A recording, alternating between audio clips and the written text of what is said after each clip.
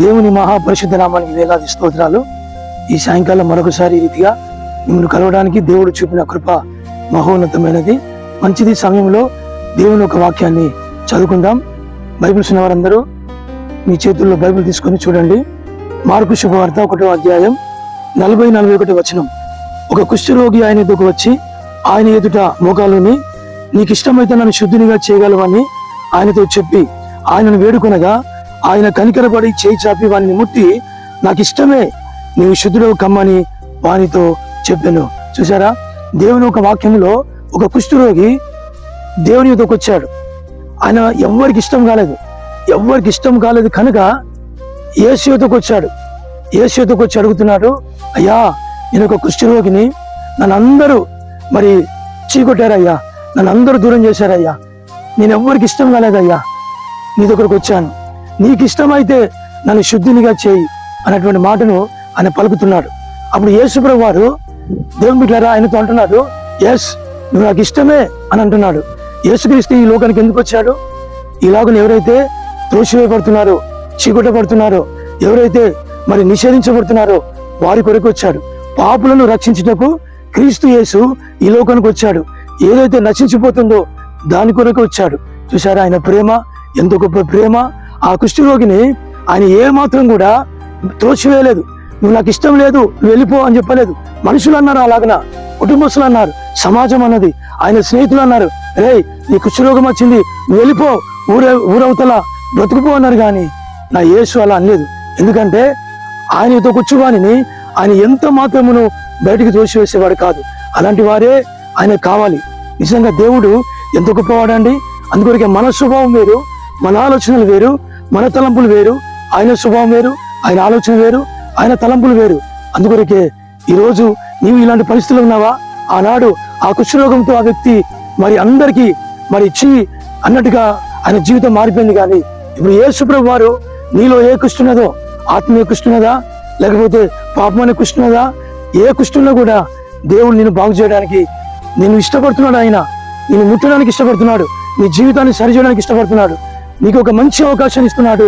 నువ్వు ఆయన వద్దకు వస్తే ఎలాంటి నీ జీవితం అయినా ఆయన ఇష్టపడి బాగు చేస్తాడు. ఆ వ్యక్తిని యేసుక్రీస్తు వారు ఇష్టపడ్డాడు, శుద్ధినిగా చేశాడు. ఇನ್ನು కూడా ఆయన ఖచ్చితంగా బాగు చేస్తాడు, శుద్ధినిగా చేస్తాడు. నువ్వు ఏ విషయంలో భయపడకు, బాధపడకు, దుఃఖపడకు. దేవుడు నిన్ను ప్రేమిస్తున్నాడు, దేవుడు నిన్ను ఇష్టపడుతున్నాడు. మంచిది సమయంలో నీ కొరకు ఒక మాట నేను ప్రార్థన చేస్తాను. పరిశుద్ధుడా, మహాగణుడా, ఇతబడిన వాక్యం అందరి హృదయాల్లో ఫలింపజేసి, ఎవరైతే నాయనా దేవ అసహ్యంగా ఉన్నారు ప్రభా, ఎవరైతే నాయనా త్రోసివేయబడుతున్నారో, ఎవరైతే చీకొట్టబడుతున్నారో వారందరినీ ప్రేమిస్తున్న దేవుడు అయ్యా, మనుషులకు ఇష్టమైన అందరి వారిని ప్రభా నీవు ఇష్టపడుతున్నావు. వారందరిని నాయనా మీరు శుద్ధులుగా చేసి వారి జీవితాల్లో గొప్ప వెలుగు నింపమని యేసు నామములో అడిగి పొందుకొనినాం మా పరలోకపు తండ్రి. Amen, amen, amen.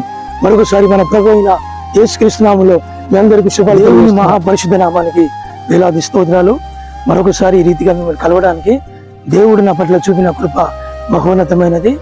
కొన్ని మాటలు మీకు తెలియజేయాలని ముందుకొచ్చాం.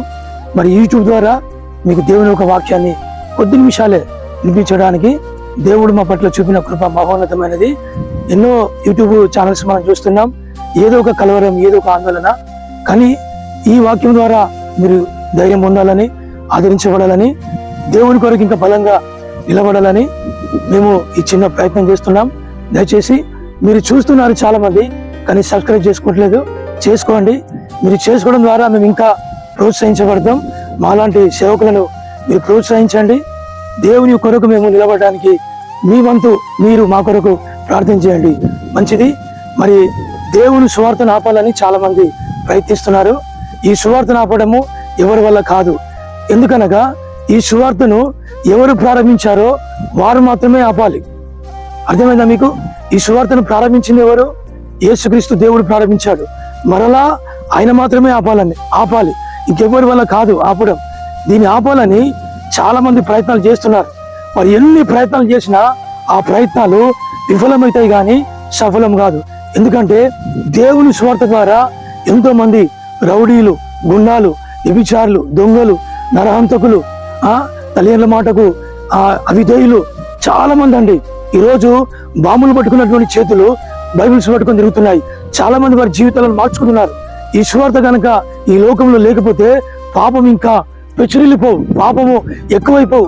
మనుషుల్లో కూడా మానవత్వం ఇప్పటికే చాలా మనుషుల్లో మానవత్వము కోల్పోయారు. కానీ దేవుని యొక్క వాక్యము మనలో ప్రేమ నింపుతుంది, మానవత్వాన్ని నింపుతుంది. కాబట్టి దేవుని సువార్త దేవుడు ప్రారంభించాడు, దేవుడే దాన్ని ఆపాలి. ఆ ఆపడం ఎవరి తరం కాదు కనుక ఈ సువార్త కొరకు మేము ముందుకు వస్తున్నాం. దయచేసి మీరు ప్రోత్సహించండి, మా కొరకు ప్రార్థన చేయండి. సాతానికి ఎవరిన సమయము కొంచెం తెలిసి ఈ భూలోకం అంతటిని వాడు నాశనం చేయాలని చూస్తున్నాడు. కానీ వాని వల్ల కాదు. దేవుడు చాలా శక్తివంతుడు, దేవుడు మహాశక్తివంతుడు. దేవుని శక్తి ముందు ఏ శక్తి కూడా నిలబడలేదు. ఒక రోజున అందరూ దేవుని ఎదుట సాగిలపడవలసిందే. ప్రతి నోరు, ప్రతి నాలుక దేవుణ్ణి స్తుతించవలసిందే. కాబట్టి మా కొరకు మీరు ప్రార్థన చేయండి. దేవుని ఒక వాక్యాన్ని మీ కొరకు అందించడానికి మేము ముందుకు వస్తున్నాం. మమ్మల్ని ప్రోత్సహించండి. మా యూట్యూబ్ ఛానల్ను కృపా సంపత్తి అఫీషియల్ని సబ్స్క్రైబ్ చేసుకోండి. మరొకసారి మీ అందరికి వందనాలు. Praise the lord.